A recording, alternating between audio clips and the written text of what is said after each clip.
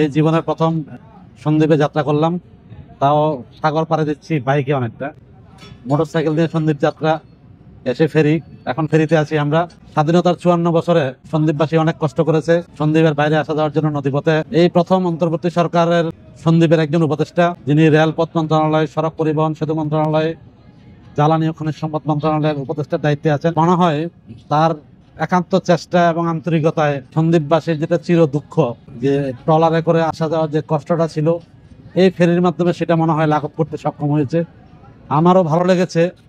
তবে কিছু, যে কোনো কাজই হোক, কিছু ভুল ত্রুটি বা অব্যবস্থাপনা থাকতে পারে, সেটা আমি একটু বলবো। তাদের রাস্তায় ঠিক হয়ে যাবে পর্যায়ক্রমে, কিন্তু তাদের লাইনম্যান ফেরিতে উঠার এবং নামার যে প্রক্রিয়াটা, এই প্রক্রিয়াটা সম্পর্কে একটু সচেতন হওয়ার দরকার। যেমন একটা গাড়ি যখন ওখানে নষ্ট হলো, সামান্য একটু আঘাত পাইলো, এই একটা গাড়ির জন্য প্রায় 2 ঘন্টারও অধিক সময় আমরা ফেরিটা স্টপেজে ডাইরেক্ট বসেছিলাম। এই একটা গাড়ির জন্য শত শত মানুষ, এতগুলো চালক মালিক কষ্ট পাওয়াটা মোটেই সমীচীন মনে করি না। আশা করি কর্তৃপক্ষ এই বিষয়টির দৃষ্টি দিয়ে দেখবেন।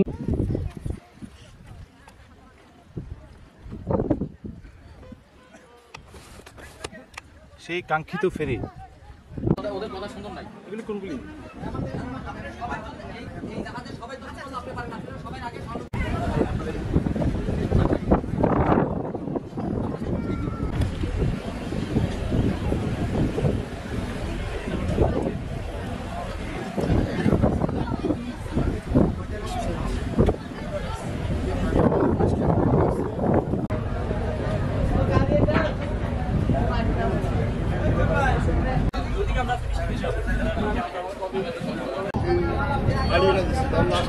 যখন ফেরি চালু হলো তখন চিন্তা করলাম মানুষের জন্য যদি আমি একটা বাস দিতে পারি। কারণ আমাদের সন্দ্বীপে আমরা আগে যেতাম, একজনের 500 থেকে 1000 টাকা আমাদের মিনিমাম খরচ যেত একবার যেতে। কিন্তু আমি চিন্তা করলাম যদি একটা বাস দিই, দেখা গেছে 320 টাকা 350 টাকার মধ্যে মানুষ সাথে একটা ব্যাগ এবং তার নিজেকে নিয়ে সন্দ্বীপ আমাদের আনোয়ার যেতে পারবে। এই চিন্তা করে আমরা বাস সার্ভিসটা দেওয়া। আমার বাসের সার্ভিসের নাম হলো স্বপ্নের সন্দ্বীপ পরিবহন। হালিশহর বিডিআর মাঠ থেকে আমরা বাসটা ছাড়ি। এটা পথের মধ্যে আপনার সিডিএ, নেওদার বিশ্ব রোড, তারপর অলঙ্কারে, এখানে আমাদের সন্দ্বীপের যাত্রীগুলো থাকে, এদেরকে রিসিভ করে ফেরিঘাটে নিয়ে আসে। ফেরি যোগাযোগের মধ্যে দিয়ে সন্দ্বীপবাসীর যে যোগাযোগ ব্যবস্থা যে দুর্ভোগ, শত বছরের সেই দুর্ভোগতে আমাদের অবসান হয়েছে। আর এই যোগাযোগের মধ্যে দিয়ে সন্দ্বীপের একটি যুগান্তকারী ইতিহাস সৃষ্টি করেছে।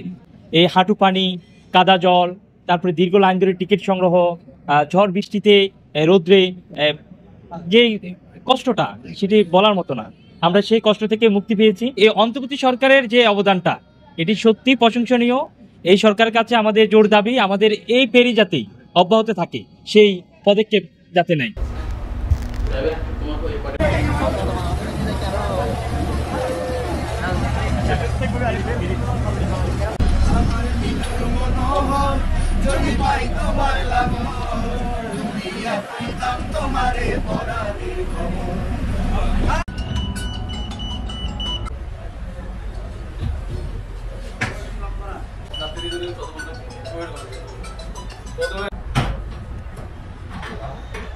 এখানে সুবিধা এই যে ঘাটের একটা অসুবিধা, ঘাট অনেকক্ষণ সময়, সারাদিনে 2 থেকে 3 ঘন্টা অপারেশন টাইম পাওয়া যায় 2 গাড়ি। বাকি সময়টা আমাকে অফ থাকা লাগে। আমি হয়তো এখন জোয়ার ভাটার সময় এসেছি, আবার এইবার যাচ্ছি জোয়ার হবে, কিন্তু পরবর্তী টাইমে আবার এইবার আসে, আমি অপারেশনটা করতে পারবো না, আমি গাড়ি ডিসচার্জ করতে পারবো না, আমি গাড়ি ডেলিভারি দিতে পারবো না, অপেক্ষা করা লাগবে ভাড়া পর্যন্ত। কমপক্ষে 4 ঘন্টা অপেক্ষা করা লাগবে। লেট করবো ওই পারে 4টা ঘন্টা ওই পারে অপেক্ষা করা লাগবে।